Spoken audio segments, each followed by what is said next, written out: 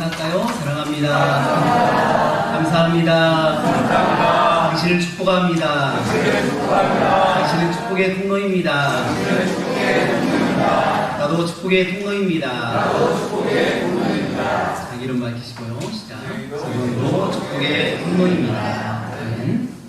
오늘 저와 여러분에게 주시는 하나님의 말씀은 누가복음 18장 35절에서 43절의 말씀으로 믿음으로 반응하라, 이란 제목으로 하나님의 말씀을 전하겠습니다. 사랑하는 여러분, 지금 한참 일을 하고 있는 바쁜 때입니다. 몸이 피곤하고 힘든 상황이 있는 줄 압니다.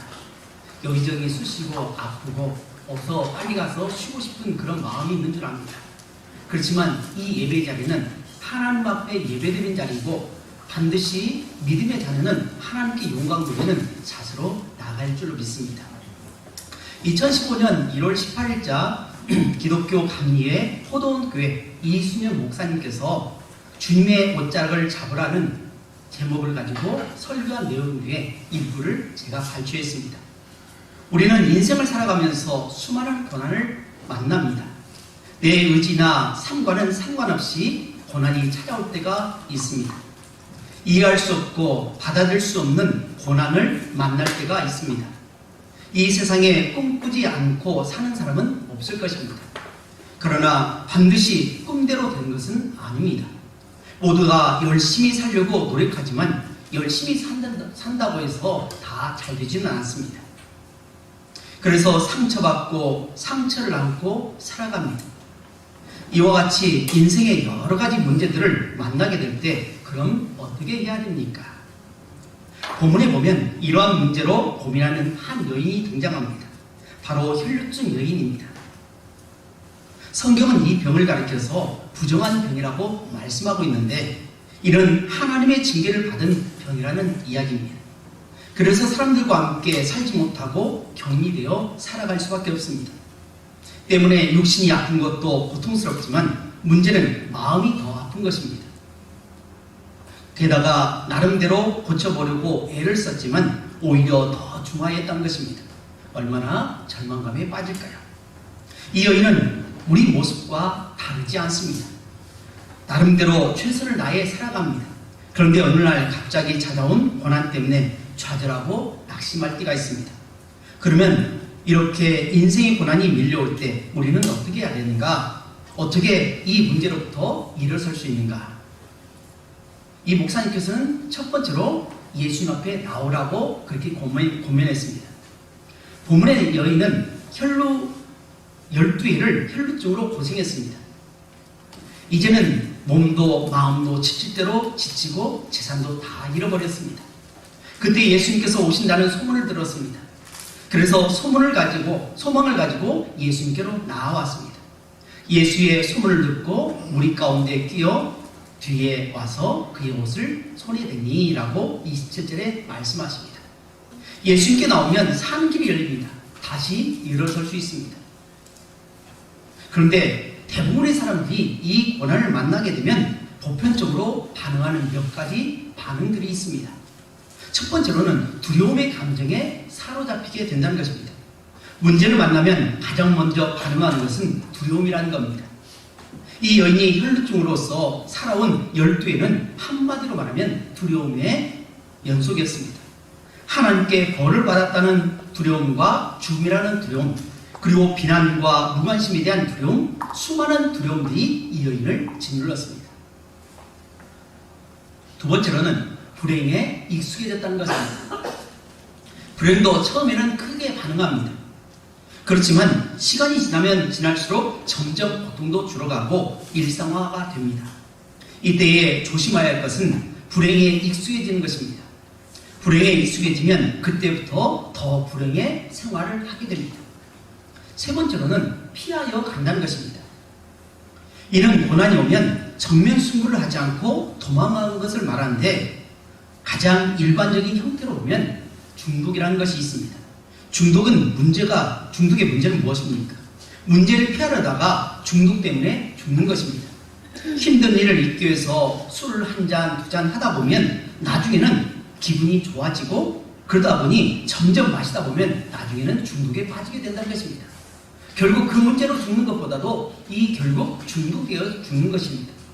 그러면 우리 믿음의 사람은 어떻게 해야 되는가라고 할 때에 성경은 주님 앞에 나오라고 말씀합니다. 본문의 여인은 예수님께 나왔습니다. 물론 이 여인에게 두려움이 있었을 것입니다. 그런데 그녀는 그 두려움을 가지고 예수님께로 나왔던 것입니다. 두 번째로는 주님의 옷자락을 잡으라고 목사님은 고민하고 있습니다. 예수님께 나온 여인은 주님의 옷자락을 잡았습니다. 그랬더니 혈로 근원이 곧 말랐다고 했습니다. 여기서 이 여인이 붙잡았던 것은 예수님의 옷자락뿐만 아니라 하나님 그 자체였습니다. 사랑하는 여러분, 이 목사님의 설교의 내용에 여러분 공감이 가십니까? 오늘 저와 여러분들도 많은 문제를 만납니다. 남들이 겪지 않은 그 문제를 만나고 나만이 겪는 그런 아픔들이 있습니다. 남들이 보기에는 그것 좀 괜찮지라고 그렇게 지나칠 수 있지만, 그러나 우리의 삶에는 그것이 만만치 않다는 것입니다. 비록 작은 아픔일 수 있습니다. 남들이 보기에는 작은 아픔이고 그냥 지나칠 수 있는 그러한 아픔이라고 생각하지만, 그것이 나에게 다가온다면 그것은 엄청나게 커다랗게 다가오게 된다는 것입니다. 오늘 저는 본문에서 혈루증 여인과 같이 인생의 큰 문제를 만났지만 믿음의 반응을 통해서 눈을 뜨고 하나님께 영광 돌리는 한 사람을 여러분에게 소개하기를 원합니다. 그의 이름은 바디메오라는 맹인이었습니다. 맹인이 어떤 사람이죠? 앞을 보지 못한 사람입니다. 바디메오라는 말은 디메오의 아들이라는 뜻입니다. 이 디메오는 히브리어로 타메라는 단어를 쓰고 있는데, 이것은 바로 불결이라는 뜻을 가지고 있습니다. 다시 말하면 바디메오는 불결한 나의 아들이라는 그러한 불명예스러운 이름을 가지고 있습니다. 당시 장애인들은 신체적인 불편함뿐만 아니라 종교적으로나 사회적으로나 상당한 차별 대우를 받고 살았습니다. 하루하루 살아가는 것도 힘이 들 텐데 이름부터 이미 불결한 사람이라고 낙인이 찍혔으니 이 바디메오의 삶이 얼마나 힘이 들겠습니까? 예수님께서 이제 마지막 사명을 감당하기 위해서 여리고를 거쳐서 예루살렘으로 가고 계셨습니다. 예수님께서 예루살렘을 가신 것은 영광을 받기 위함이었습니다. 이 영광이란 사람들이 생각하는 그러한 유대인의 왕으로 등극하는 것이 아니라 하나님께서 예정하신, 하나님께서 계획하신 인류의 죄값을 담당하시고 십자가에 못 박혀 죽으셨다가 부활하심으로 인류의 모든 문제를 해결하는 그러한 막중한 책임을 완수하기 위해서 이제 그 길을 걸어가고 계십니다. 그래서 여리고를 거쳐가는데, 이 여리고는 구약성경의 여호수아와 이스라엘 민족이 가나안에 들어갈 때에 가장 먼저 접한 성읍입니다. 여리고의 환경은 빼어나고 아름다웠습니다. 온화한 기후와 울창한 종려나무 숲으로 유명했고, 꽃이 만발한 시기가 되면 온 성읍에 향기가 가득해서 이곳을 향기의 성읍이라고 불리기도 했습니다. 하지만 이런 아름다운 환경이 바디메오에게는 아무런 소용이 없고 의미도 없었습니다. 하루 종일 우두커니 어둠에 앉아서 지나가는 사람들이 던져주는 동전을 기다리는 것이 그의 모든 일이라고 할 수 있습니다. 사랑하는 여러분, 오늘 우리가 살아가는 이 세상은 참으로 살기 좋습니다. 경제적으로 상당히 부유했습니다. 살기 좋습니다. 전화 한 통하면 모든 것이 해결될 정도로 그렇게 행복한 시대에 살고 있습니다. 그렇지만 내가 어려움을 당하면, 내가 고통을 당하면, 내가 질병 가운데 아파할 때는 이 모든 것이 어떻게 받아들여집니까? 이것은 나와는 전혀 상관없는, 나와는 별개의 삶이라고 생각할 때가 참 많습니다. 사람들은 희덕거리고 좋아하지만 내 안에는 너무나 많은 아픔으로 끙끙 앓고 있습니다.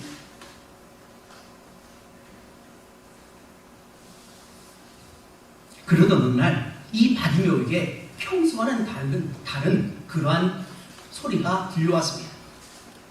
바디메오는 사람들 향해서 무슨 일이냐? 무슨 일이 있기에 사람들이 저렇게 떠드냐? 라고 그렇게 말했습니다. 왜 그랬을까요? 그는 직접 눈으로 볼 수 없었습니다. 눈으로 직접 확인할 수 없었습니다. 그때 사람들이 한 말이 나사렛 예수께서 지금 지나가신다라고 말을 했던 것입니다. 나사렛 예수. 그때에 이 바디메오는 뭐라고 하냐? 다윗의 자손 예수여 나를 불쌍히 여기소서라고 크게 소리를 질렀다는 것입니다.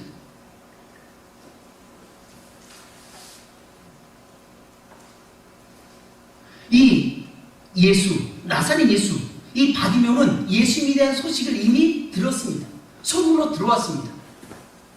이전에 예수님에 대한 소문을 들어왔는데 이분은 죄인과 친구가 된 분이라고 소식을 들었습니다. 또 밥을 같이 먹는, 그래서 죄인들과 함께 밥을 나누는 그러한 사랑이 많은 분, 또 나병 환자의 병을 고쳐주고 안진뱅이를 일으키고 맹인이 눈을 떴다는 그러한 소식들을 이미 들었던 바입니다. 그는 가만히 있을 수 없었습니다. 예수를 만나기만 하면 자신도 눈을 뜰 수 있다는 그런 믿음이 새록새록 나오기 시작합니다. 이런 생각을 하고 있는 가운데 사람들은 뭉성거리기 시작합니다. 나사렛 예수가 지나가신다 라고 말합니다. 어디인지 알 수 없지만 예수님을 향해서 있는 힘껏 소리를 질렀습니다. 다윗의 자손 예수여 나를 불쌍히 여기소서. 다윗의 자손 예수여 나를 불쌍히 여기소서라고 크게 소리를 질렀다는 것입니다. 그자 놀랍게도 예수님께서 돌아보시고 그를 불러오라. 그와 내가 대화하겠다라고 말씀합니다. 얼마나 기뻤을까요? 그는 옷을 벗어버리고 예수님께 나갔고 예수님께 묻습니다. 내가 너에게 무엇을 해주길 원하느냐? 너는 어떤 소원이 있느냐? 라고 질문했습니다. 사랑하는 여러분, 만약 여러분이 바디메오였다면, 여러분이 맹인이었다면 아무것도 할 수 없는 그런 절망적인 상황 속에 있다가 예수님이라는 소문을 듣고 예수님의 이야기를 듣고 예수님을 만났다면 과연 여러분 가장 먼저 뭐라고 질문하겠습니까? 무엇을 해주길 원하십니까? 돈입니까? 자식이 잘 되는 것입니까? 승진하는 것입니까? 사업이 잘 되는 것입니까? 무엇을 원하겠습니까? 이 바디메오는 가장 간절한 것이 무엇이었을까요? 바디메오의 가장 간절한 소원이 무엇이었을까요? 예? 그죠? 눈 뜨는 것입니다. 우리 어렸을 때에 신봉사라는 있죠? 신청이의 아버지가 어떻게 했죠? 앞을 보지 못했습니다. 그 앞을 보지 못하는 사람의 아픔은 누구도 알지 못합니다. 아, 그러겠지, 어둡게 살아가겠지, 힘들겠지 말하지만 사실 우리는 이 장애를 가지고 살아가는 사람의 아픔을 쉽게 판단하지 못합니다. 근데 우리는 너무나 쉽게 그 사람을 판단하고 정죄하고 그 사람 입장에 생각보다는 내 입장에서 생각하고 그건 좀 불편하다고 그렇게 짜증을 내라고 하면서 말할 때가 있습니다. 그래서 우리는 오늘 죄의 고백을 했듯이 우리는 정말 말 조심해야 됩니다. 다른 사람의 아픔, 작은 아픔이라도 함부로 말하면 안 됩니다. 그 사람의 입장이 되지 않으면, 그 사람이 되지 않으면 그 마음을 알지 못합니다. 여인의 마음, 또 아저씨의 마음, 우리 학생들의 마음, 아픈 사람의 마음을 결코 알 수 없습니다. 그래서 어떻게 하느냐? 그냥 지켜봐 준 겁니다. 그 사람의 아픔이 얼마나 힘들까? 우리도 그와 함께 할 수 있는 그러한 믿음의 공동체가 되길 주님 이름으로 축복합니다. 이때 바디메오가 말합니다. 내가 눈뜨기를 원합니다. 나는 보고 싶습니다. 나는 봄으로 말미암아 새로운 인생을 살고 싶습니다. 라고 그의 포부, 그의 소원을 말했다는 것입니다. 그렇다면 오늘 바디메오, 그리고 나서 이 바디메오가 너의 믿음이 너의 눈을 떴다, 너를 구원받았다 라고 선포하자 놀랍게도 지금까지 하나도 보이지 않았던 그 광경이 활짝 보여진 것입니다. 사랑하는 여러분, 오늘 바디메오처럼 여러분에 대한 소원도 이루어지길 주님으로 축복합니다. 여러분의 간절한 소원이 바디메오처럼 이루어지고 또한 여러분이 새로운 인생을 살아가길 주님으로 축복합니다. 그렇다면 바디메오가 보인 믿음의 반응은 어떤 반응이냐라고 하는 것이 오늘 제가 여러분에게 전하고자 하는 말씀의 요지입니다. 첫 번째로 바디메오는 예수님에 대해서 정확히 아는 믿음의 반응을 보였습니다. 뭐라고요? 바디메오가 예수님에 대해서 정확하게 아는 믿음의 반응을 보였다는 것입니다. 두 번째로는 바디메오는 예수님께서 자신의 눈을 뜨게 해야 하실 것이라는 믿음의 반응을 보였습니다. 바로 예수님께서 자신의 눈을 분명히 뜰 수 있도록 해주겠다는 그런 확실한 믿음의 반응을 보였다는 것입니다. 세 번째로 바디메오는 간절함으로 끈질기게 예수님께 매달리며 믿음의 반응을 보냈습니다. 그러면 첫 번째로 살펴볼 것, 바디메오는 예수님에 대해서 정확히 아는 믿음의 반응을 보였다 하는 것입니다. 바디메오는 예수님과 그분을 따르는 무리가 지나가는 소리를 듣고 주위 사람들에게 무슨 일이라고 물었습니다. 그렇죠? 궁금하죠? 이게 무슨 얘기인지 도대체 누구에 대해서 얘기하는 건지 궁금했습니다. 이에 그들은 메인에게 나사렛 예수라라고 하는 말을 합니다. 여러분, 나사렛 예수란 말이 여러분 어떻게 들려집니까?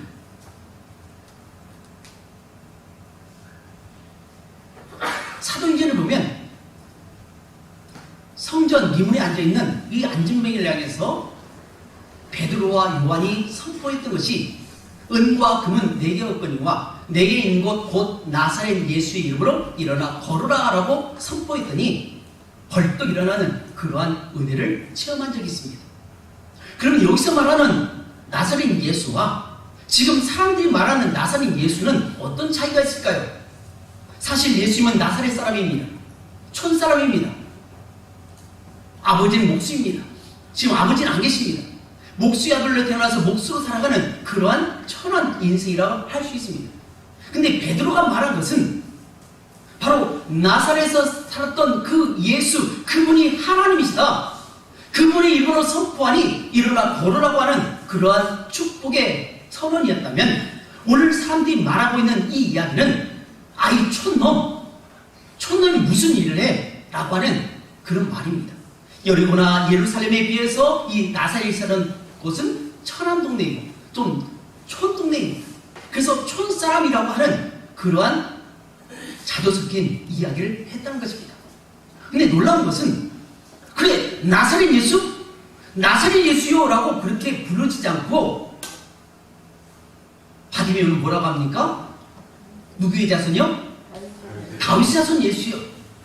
다윗의 자손 예수여 나를 불쌍히 여기소서라고 그렇게 이야기했다는 것입니다. 여기서 말하는 다윗의 자손이라는 것은 누가 복음의 그 저자인 누가에 따르면 메시아를 의미합니다. 구약성경에서는 이새의 뿌리 바로 이새의 아들 다윗의 자손에서 메시아가 탄생한다는 그런 믿음을 가지고 있었습니다. 그래서 당시 유대인들은 대다수가 이 다윗의 자손 예수 이분을 메시아를 기다리고 있었습니다. 사랑하는 여러분, 여러분은 예수님을 어떤 분이라고 알고 있습니까? 여러분에게 예수님은 어떤 분이십니까? 라고 질문하면 과연 여러분은 뭐라고 대답하겠습니까?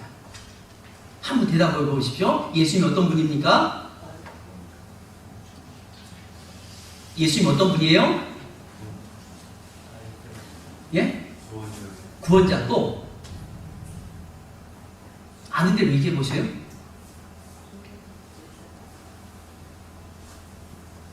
많은 그리스도인들이 예수님에 대해서 이야기를 못합니다. 이것은 여러분뿐 아니라 저에게 예수님은 어떤 분입니까? 라고 질문한다면 이 예수님에 대해서 확실하게 설명하기가 어렵습니다. 예수님께서 가이사라 빌립보에서 제자들에게 질문을 던집니다.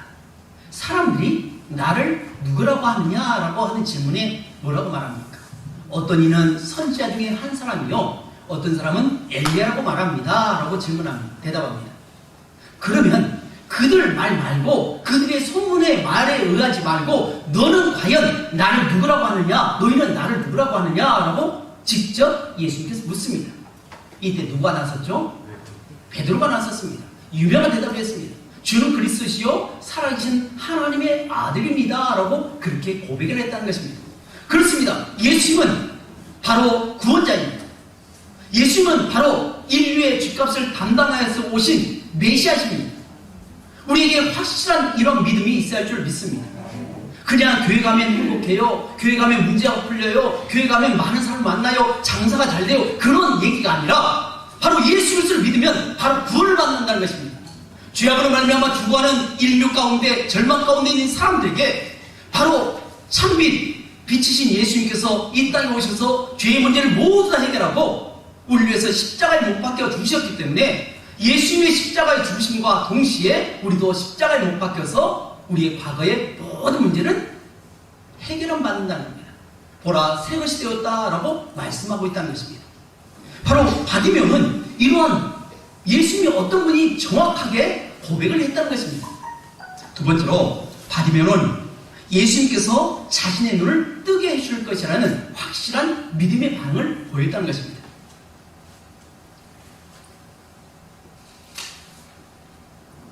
그는 예수님이 자신의 문제를 해결해 줄 수 있는 믿음을 가지고 있었습니다. 그런 믿음이 없었다면 그는 그렇게 큰 소리로 말하지 않았을 것입니다.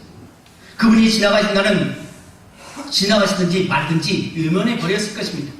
나와는 상관없는 이름. 그러니까 사람들은 나사렛 예수란 말은 그냥 구경거리, 어떤 기적을 일으키는가 한번 지켜보자, 한번 보자는 것입니다. 이런 자세로 만나는 사람에게 기적이 일어날까요? 그렇지 않습니다. 절실하게 간절함을 가지고 기도하는 사람에게 응답을 받습니다. 사랑하는 여러분, 오늘 저와 여러분들은 많은 기도를 합니다. 교회에 나와서 수많은 기도를 해왔습니다.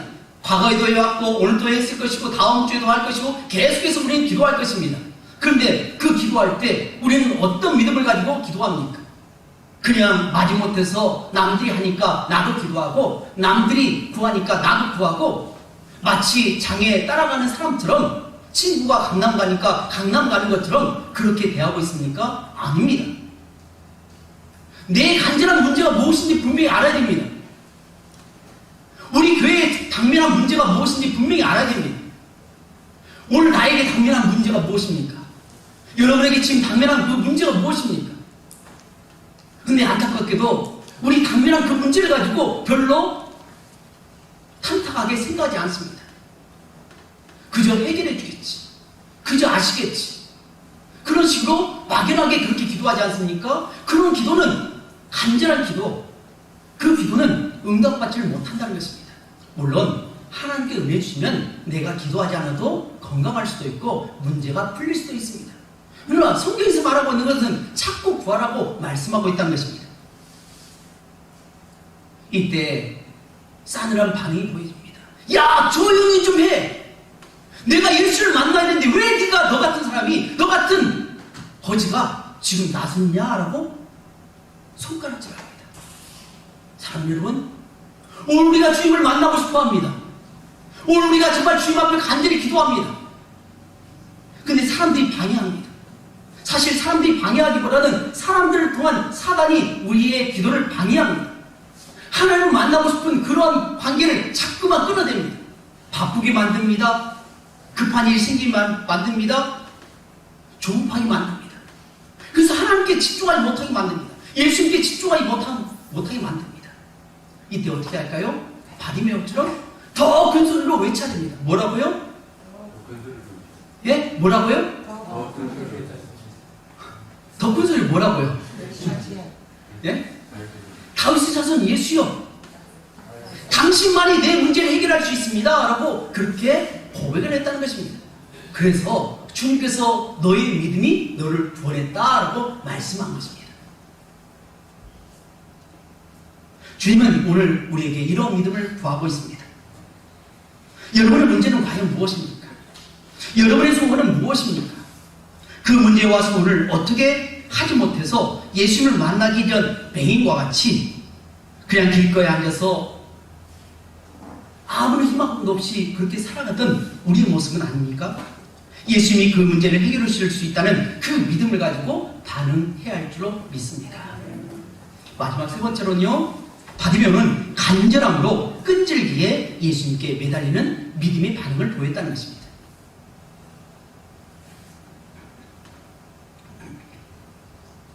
맹인이 가지고 있었던 믿음의 세 번째 특징은 그가 예수님께 끈질기게 매달렸다는 것입니다.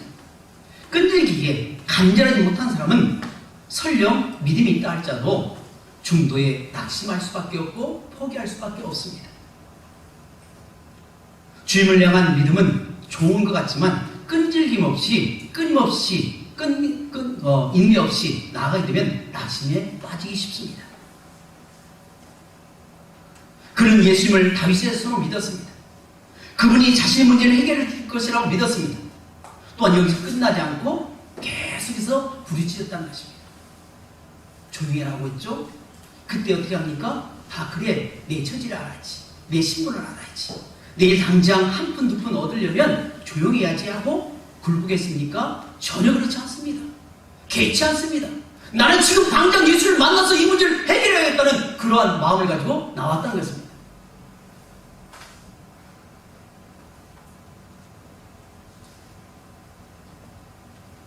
우리는 믿음의 조상을 통해서 여러 가지를 배우게 됩니다. 특별히 아브라함에게는 바로 믿음이라는 것을 배우게 됩니다. 이삭에게는 순종을 배우게 됩니다. 그럼 야곱에게서는 무엇을 배울 수 있을까요? 야곱은 끈질김을, 인내를 배울 수 있습니다. 야곱은 자기가 차자로 태어났다는 것에 너무나 마음이 아파서 어떻게 해서든지 형으로부터 장자권을 빼앗으려고 팥죽을 통해서 유혹을 했고 빼앗았습니다. 여기서 끝나지 않았죠? 아버지로부터 축복권까지 받아냈습니다. 그리고 그는 바단 아람으로 도망을 갔습니다. 그곳에서 사랑하는 여인을 만났는데 그 이름이 누구일까요? 예? 라헬입니다. 근데 안타깝게도 라헬을 사모했고 라헬과 결혼하기를 원했는데 삼촌 라반은 슬쩍 라헬이 아닌 레아를 신방에 보냈습니다. 그리고 동침을 하게 됐습니다. 이게 웬일입니까? 이쯤 되면 포기해야죠. 근데 어떻게 하죠? 라헬을 얻기 위해서 또 7년을 수일처럼 여겼다고 했습니다. 7년이라는 세월은 정말 긴 기간입니다. 짧은 기간이 아닙니다. 그런데도 불구하고 이 라헬을 얻기 위해서 7년을 수일처럼 여겼다라고 했습니다. 이제 20년이 지난 후에 아버지의 고향으로 돌아오게 됩니다. 근데 문제를 만납니다. 문제는 바로 쌍둥이형 에서입니다. 에서를 만나면 자신이 옛날 저질렀던 그 죄로 인해서 죽을지 모른다는 그런 생각을 합니다. 아니다 할까 400년의 군사를 이끌고 온다는 이야기를 듣습니다. 너무나 겁이 많은 이 야곱이 이 문제를 해결하기 위해서 어떻게 하냐? 여러 가지 꾀를 냅니다. 양떼를 나눕니다. 가축을 나눕니다. 가족을 나눕니다. 그리고 자기는 야복강가에 넘어가서 그곳에서 간절히 하나님 앞에 매달립니다. 그때 천사와 씨름합니다. 밤새도록 씨름하다가 천사가 이제 날이 되니 나를 보내달라라고 할 때에 야곱은 끝까지 그를 붙듭니다. 만약 당신이 나를 축복하지 않는다면 나는 결코 보낼 수 없습니다 라고 그렇게 말합니다. 결국 한두 뼈를 쳐가지고 이 야곱이 한두 뼈에 부러져서 절름발이게 됩니다. 여기서 끝났나요? 이 일로 말미암아서 야곱과 에서와는 화해하게 됩니다. 문제가 해결됐다는 겁니다. 여러분, 오늘 우리의 문제가 뭡니까? 오늘 나에게 있는 그 문제를 가지고 우리는 어떤 자세로 나갑니까? 어떤 문제로 인해서 여러분이 지금 힘들어한지 저는 알지 못합니다. 그렇지만 오늘 바디메오에게 배울 수 있는 것은 첫 번째로 예수님에 대해서 정확한 이분이 어떤 분인지, 예수님이 어떤 분인지 정확하게 믿음의 고백을 할 수 있는 반응을 보여야 한다는 것입니다. 여러분 믿습니까? 두 번째로는 바디메오는 예수님께서 자신의 눈을 반드시 뜨게 해줄 것이라는 믿음의 반응을 보였습니다. 마지막 세 번째로 바디메오는 간절함으로 끈질기게 예수님께 매달리는 믿음의 반응을 보였습니다. 믿음은 반응입니다. 반응해야 됩니다. 죽은 사람은 반응이 없지만 산 사람은 꿈틀거리게 되어 있습니다. 사랑하는 여러분, 여러분의 믿음이 살아있길 주님 이름으로 축복합니다. 여러분의 신앙이 살아있길 축복합니다. 여러분의 신앙을 통해서 하나님께서 이 땅에 이루시고 싶은 그런 놀라운 하나님의 역사가 반드시 이루어지고 우리를 통해서 영광 돌리는 복된 삶 살아가시기를 주님 이름으로 축복합니다. 기도하겠습니다.